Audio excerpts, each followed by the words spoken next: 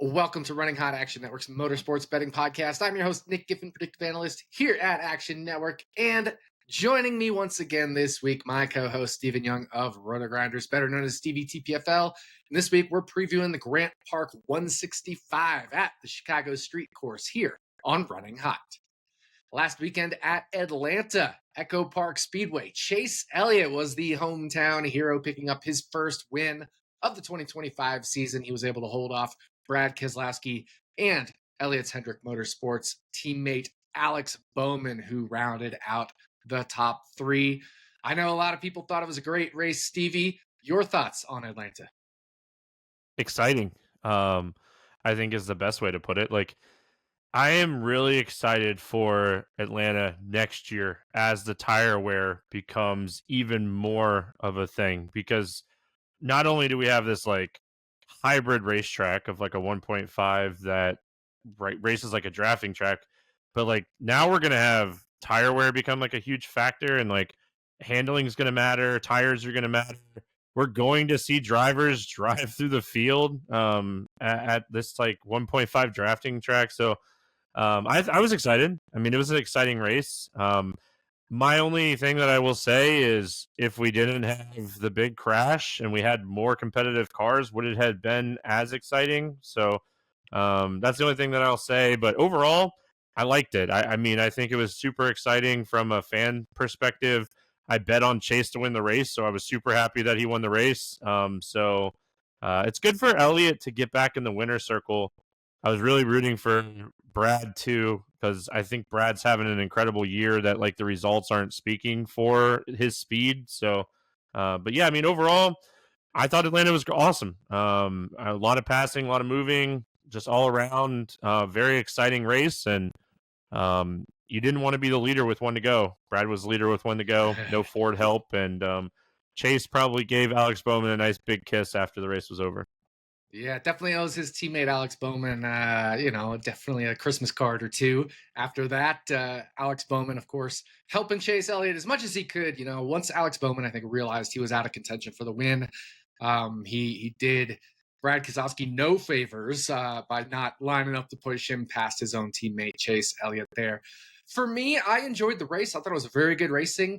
I think you mentioned it a little bit. The big crash probably thinning the field out, made it a little easier to maneuver, but also I think the nighttime helped, creating denser air, creating the draft, making it a little bit bigger to get a little bit better runs, even with single car type stuff. I didn't think the first Atlanta was as good in the daytime, and I think that's just been the general theme. The race that Daniel Suarez won in Atlanta ended at night was really awesome. So I think at this type of racing right now, I prefer night racing Atlanta to daytime racing Atlanta. I'm interested, like you said, to see how it changes as the tires wear a little bit more. So, yeah, very good race overall. And honestly, I think the best car won. I think Chase Elliott had the best car through the whole race, and he did end up winning. But he, Keselowski, a few others had very strong efforts all day.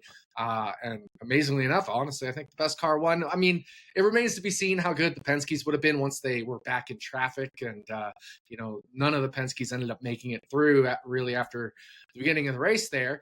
But it would have been interesting to see the Penske's come through traffic. But of the race as a whole, since the Penske's were eliminated, I think the best car remaining, Chase Elliott, did win the race there. But that is Atlanta. We are on to the Chicago Street Course this week for the Grant Park 165.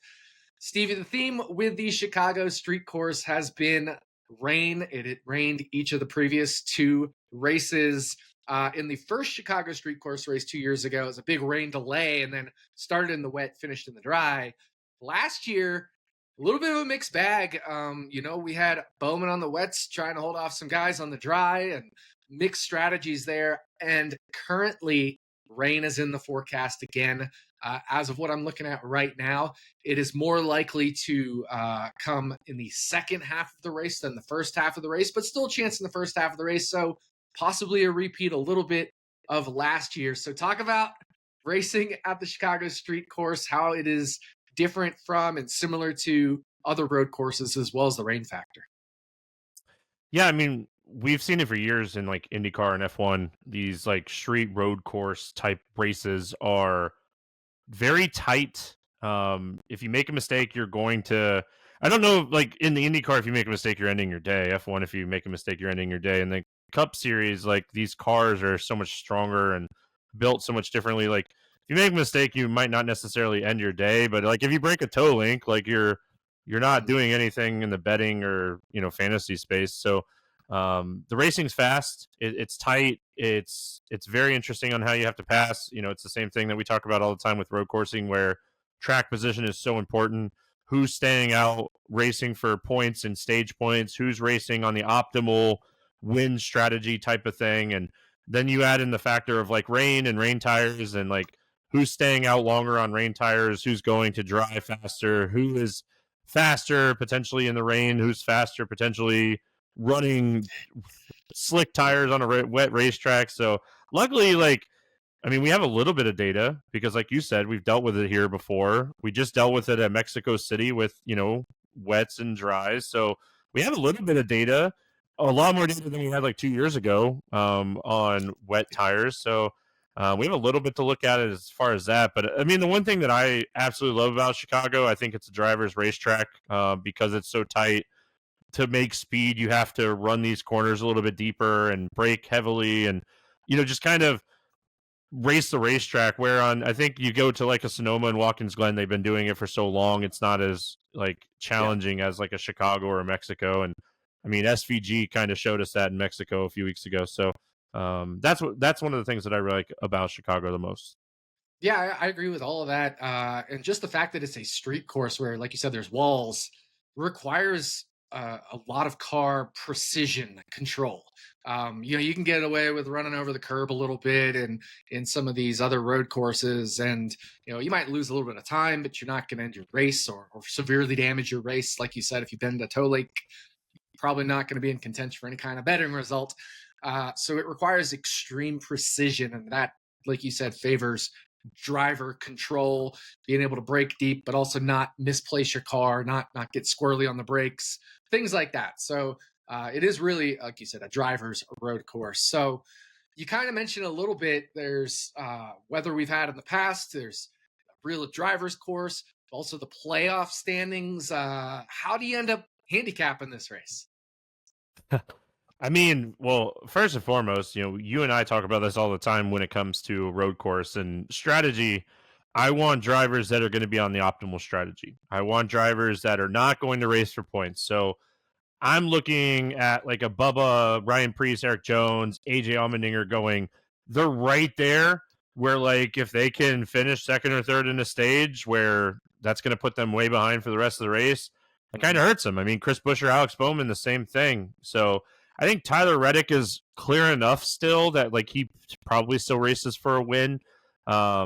And then you have all the guys like with like Kyle Larson and Denny Hamlin, like Denny, he probably doesn't expect to win this race. So, like, if he has the opportunity where he's running like seventh and the car is six in front of him, pit, and he can win a stage or something, like maybe he takes those stage points and the playoff points. So, trying to kind of go back and look at years past on road courses, points situations, and like who's going to run for points, who's going to run for a race win. And looking at Mexico, Mexico is like a really good example because that's when the conversation started of like who's running Yep. for points and who's running for, a win. And like in the Yeah. betting world, in the fantasy world, you and I, we want those drivers that are going to be on that strategy to win the race. Like there's going to Absolutely. be some opportunity this week in the matchups. And I know you're going to talk about that too when we get into our picks, but there's going to be opportunity to take advantage of that type of situation this week in the road course.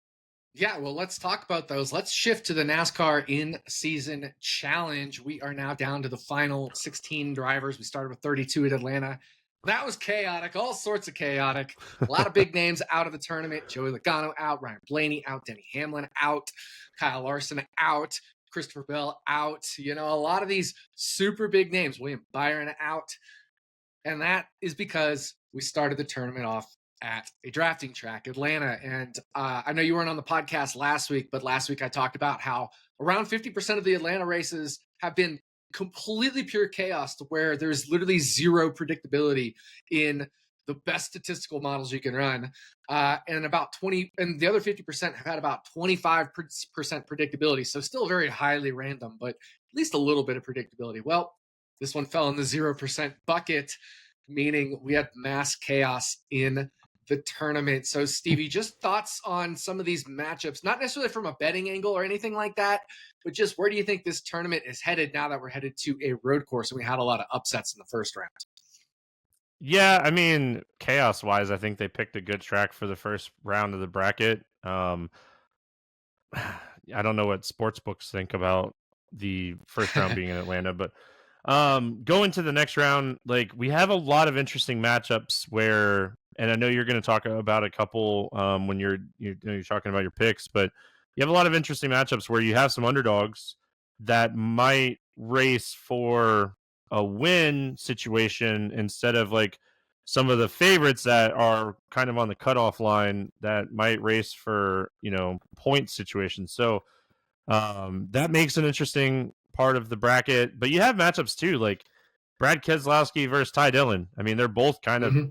terrible at road course racing. Brad was someone before that we were like, all right, maybe he's okay, but like with the next gen car, he's been awful on road courses. And then you have matchups like Eric Jones and Ricky Stenhouse, where is it really a coin flip like the books are saying? So Yeah. there's some really interesting matchups. I think you have some high profile matchups like a Ty Gibbs versus like AJ Mm-hmm. Allmendinger. I think that's one of the tighter matchups of the week. And then, I mean, you have huge favorites like Chase Elliott over John Hunter. Chase Yep. getting a win last week. Now he can really focus on, trying to get that third win. So the brackets are really interesting. The matchup that like I wanted to like talk to you about because I saw you put this on the sheet is this Hochevar versus Reddick matchup because Tyler Reddick we expected to be so much better at Mexico, and he was awful. Yeah. And Carson Hochevar, like, he was solid. So, like, is this a matchup that we are potentially looking at?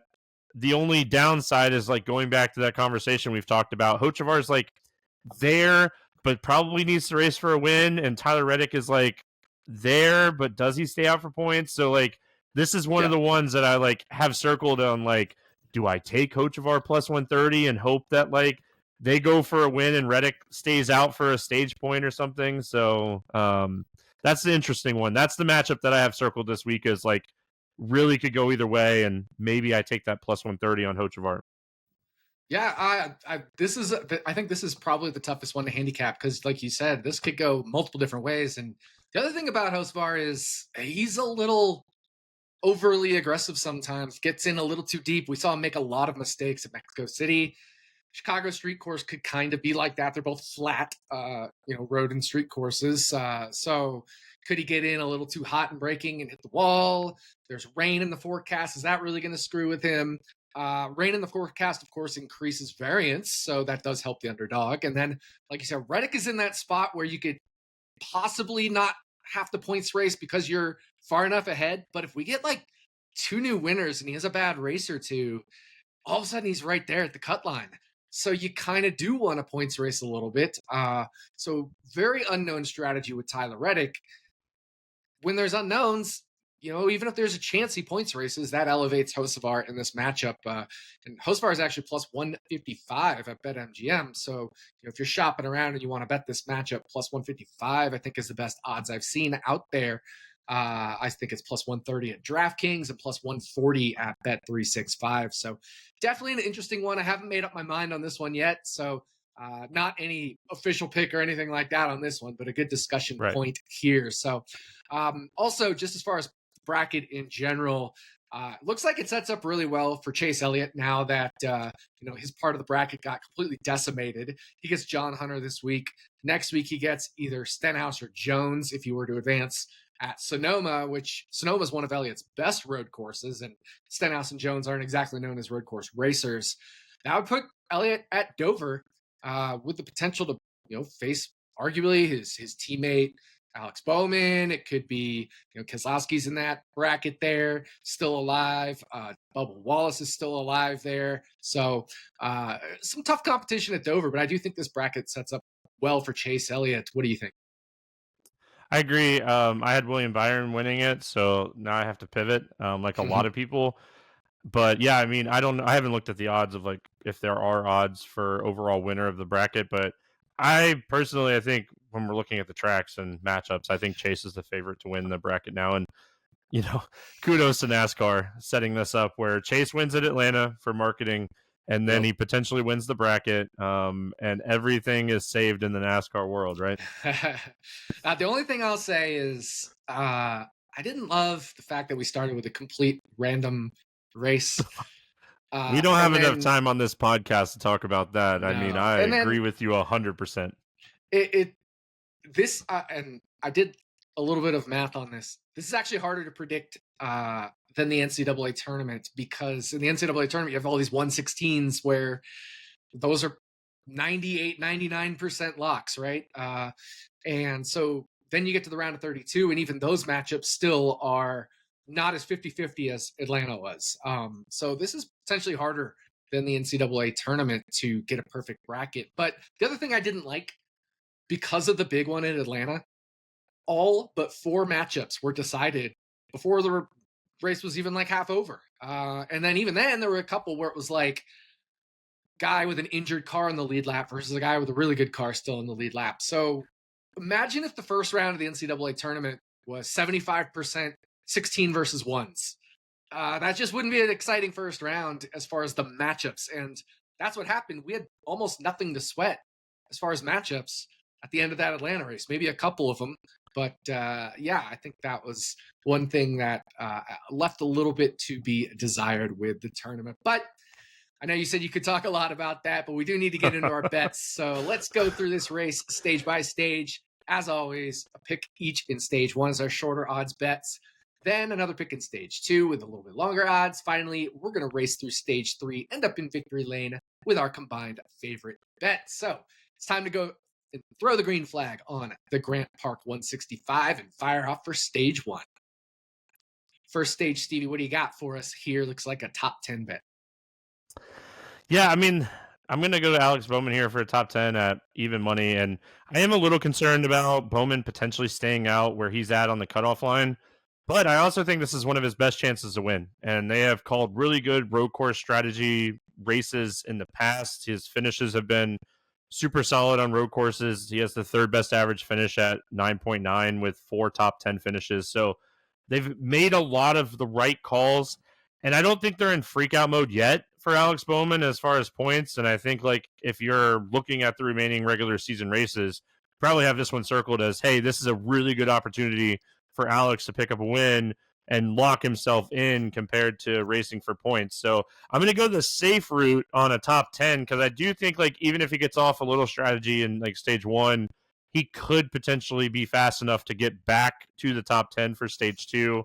If the rain becomes a factor, we've seen that he can perform on rain tires and he can perform on dry tires. So I'm going to go to a top 10 here at just plus money that my model likes, and I like all the logical thinking of why Alex Bowman in top 10 makes sense. Yeah, I think taking a top 10 is probably the best market if you're going to take Alex Bowman, because the upside does get in question a little bit with the potential to points race there, which we've talked about. Could put you back in the field, but you have time to drive back through and get into that top 10 there at the end of the race. So Alex Bowman, top 10, even money is Stevie's stage 1 pick. For me, I'm going to that tournament, Stevie. I'm going to the in-season challenge. I got a matchup circled here that I love, and that is Zane Smith plus 165 over Chris Buescher. When we talk about road course racing, we think it's Chris Buescher. I mean, the guy finishes top 10 at nearly every road and street course race, except this is his worst road course, the Chicago street course. He has statistically performed among all the road courses the worst here at the Chicago street course, that being Chris Buescher. Now, Zane Smith in my model, I have him borderline fair value on this at like plus 170. So I don't have model value on it, but when you factor in Buescher is right on that points cut line. If we get a new winner, he could be outside looking in. If we get an AJ Allmendinger to win this weekend, or Michael McDowell, or Daniel Suarez, one of those guys, all of a sudden he's on the outside looking in if he has a bad race here. So he really needs stage points to keep himself 1 or 2, new winners safe. So there is a very strong chance Chris Buescher points race here. Again, this is his worst road and street course, and Zane Smith beat him here last year. Straight up just beat him. Finished 17th, Buscher's 21st. So it's not like Zane Smith is terrible here or anything, and it's not like Buscher's great here. This was actually plus 190 earlier in the week at BetMGM. Unfortunately, my bet moved the line, so I couldn't give it out at plus 190, especially waiting for the podcast. But Zane Smith plus 165 over Chris Buscher. It's just a pure. My model's right in line with this anyway, but then you add in the extra factors of Buscher needing a points race. Rain in the forecast adds variance, right? So now all of a sudden, the underdogs, that potentially helps them a little bit more. And I think plus 165 is just a bit too long. I think this is good more to like plus 150. Zane is not making the playoffs on points. Let's just start right there. Exactly. Right. That is the easiest thing. Buscher is in that position where he has a really good potential to make it on points, and he missed it by 2 points last year? It was something really small, right? Yep. So even if you look at all the data on Buscher, like they tend to be on the optimal strategy, and that's why he finishes in the top 10 a lot here. But now, like, are they going to do that? Like, we saw Ryan Preece, who is right on the cutoff line, stay out at Mexico City, and he had a fast race car and stay out to win a stage. And like, is RFK going to do this where they're like, hey, we have to be thinking logical when it comes to Buscher and Preece? We have chances to get in on points. Keselowski, you need to go win. So, I mean, in that aspect alone, it's worth a shot on a bet here at plus 165. So, yep. I understand that. I mean, if we weren't points racing and we were just going optimal strategy and we knew Buscher's winning, he's beating him in that matchup like a high probability of times, but that's not where we're at. It's not that time of the season. Like, we are looking at points. We are looking at all the situations. So, yeah, I mean, I was looking at Buscher's top 10 earlier, and I was like, man, I'm really on the verge. But like you said, it's not his best road course. He hasn't performed the best in the rain in the past. Yeah. Maybe it's just one of those situations where I leave my Buscher exposure to like Sonoma next week, for instance. Exactly. And that's the thing. Sonoma's a great track for him. If he can points this race in Chicago, he can race for the win at Sonoma if he really wants to, if he feels more comfortable in the points, because Sonoma is a much better road course, street course. Those, I'm just going to call all of them road courses, even though this is a street course, but Sonoma's a much better road course for him than Chicago is. So to recap our stage one here, Stevie has Alex Bowman for a top 10 finish, plus 100, and I have Zane Smith plus 165 over Chris Buscher. So that's stage one. We aren't flipping the stages. We just took the checkered flag. So we're going to have to come in, pit, get some tires and some fuel, fire off for stage two a little bit further in the pack. Second stage, Stevie here. Funsy bet time, isn't it? Okay, like realistically, yes, Funsy bet. It's Todd Gillen, top forward, plus 1750. I'm betting a quarter of a unit on this. It's a Funsy bet, but I have logic. One, Todd Gillen is a very underrated road course racer. I just want to go out and throw that out there. He's very underrated. He's not nowhere near points racing. They have to be on the optimal strategy to win every single race. They can be aggressive with strategy. And if you look at the Ford camp, they don't really have like standout road course racers in this Ford camp. We talked about Buscher. Okay, if Buscher gets off sequence and pits like we were just talking about, then that gives Gillen an opportunity, right? And Blaney in Mexico, he stayed out to get stage points in one of the stages. Like, both stages. I think he finished second and fourth in the stages and ended up finishing like 14th or 15th in the race at Mexico City. So if you just look at the logic of what we've been talking about, it makes sense to take a Funsy bet here on Todd Gillen for the top Ford bet. And if you even want to extend it a little more and throw another little Funsy bet down, like add a Zane Smith at 14-1, for all the reasons that we just said when we were talking about the matchup. Like, if you look at the Ford camp, Buscher's potentially racing for points. Blaney is not the best road course racer. Austin Cindric is supposed to be good on road courses. Like, we think like he's a good road course racer from past, or was the Penske cars in the Xfinity Series just that good? Joey, Cole Custer, Priest, like all these guys are kind of in the same grouping in my model. So I'm going to take the guy that's 1750 out of that grouping and say, let's throw a funsy bet on him. Yeah, that's what I did at Mexico City. I bet a lot of the forwards that were not Chris Buescher, because early in the week, Chris Buescher was minus odds to be top forward. So I ended up betting, I think it was Austin Cindric, Brad Keselowski, not Brad Keselowski, Zane Smith, and Todd Gilliland. And then after practice and qualifying, I added in Chris Buescher because all of a sudden now he was plus 350 after practice and qualifying. So that's where I was able to grab him. I think I even took Joey Logano after practice and qualifying. And the only one I didn't take was Cole Custer. He ended up being top forward, right? And I should have, because I know he's a good road course racer. Oh, For yeah. some reason, I didn't. And if I had just taken him, I would have made money. Instead, I lost on the top forward market there. But it's the same logic this weekend. We have kind of a wild card track. We have rain in the forecast. We have a driver, Todd Gilliland, that's good at road and street courses and needs to be on the optimal winning strategy.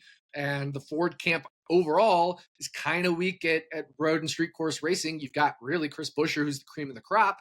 Austin Cindric's good here. In general, as a good road and street course racer, but Chase Briscoe is no longer a Ford, right? Michael McDowell, no longer a Ford. So the camp as a whole has weakened since last year. So I'm right there with you. I think this is a spot where you could, back a Todd Gilliland or back a Zane Smith or back a Cole Custer if you want for top four to finish again, especially with rain in the forecast. So Stevie's stage 2 pick, Todd Gilliland, top Ford, plus 1750. For my stage 2, I don't have a pick. I've not made an official bet on any outright winners. But if I were to, like if you forced me to, I would have a lean between 3 different drivers. They're all Toyotas. Christopher Bell at plus 750, Ty Gibbs at 12-1, and Tyler Reddick at 12-1 as well. And with Christopher Bell, it's pretty clear why we like him. I mean, he just finished second at Mexico City. He has been arguably across the 2 Chicago races, maybe the second best behind SVG. And I know SVG had his incident in last year's race. And Christopher Bell has done really well in the wet conditions, really well in the dry conditions. Just this past weekend, or just the past road course race, I should say, at Mexico City, really strong in the wet, really strong in the dry. So there's the Christopher Bell logic.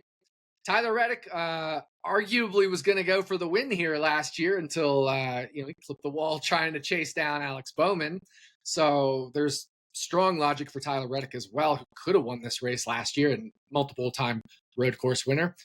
And Ty Gibbs was the only driver that could hang with SVG for some of that time at Mexico City, and another strong finish here last year for Ty Gibbs as well. So if something happens to SVG, which, hey, something happened last year, and if rain comes out at the wrong time and it sets them back in the pack, or strategies get wonky, race gets chaotic, I think these are my 3 of my favorite bets to win. So I haven't bet any of them to win yet, but if you are looking to bet, maybe you want to gamble for some fun, some entertainment, and I do have some thin model value on Christopher Bell and Tyler Reddick. I don't on Ty Gibbs, but I like the Ty Gibbs bet actually the most of the 3, I think. I think a lot of him in my models being dragged down just by his overall results this year and performance this year. But those would be the 3 drivers that I would bet as leans.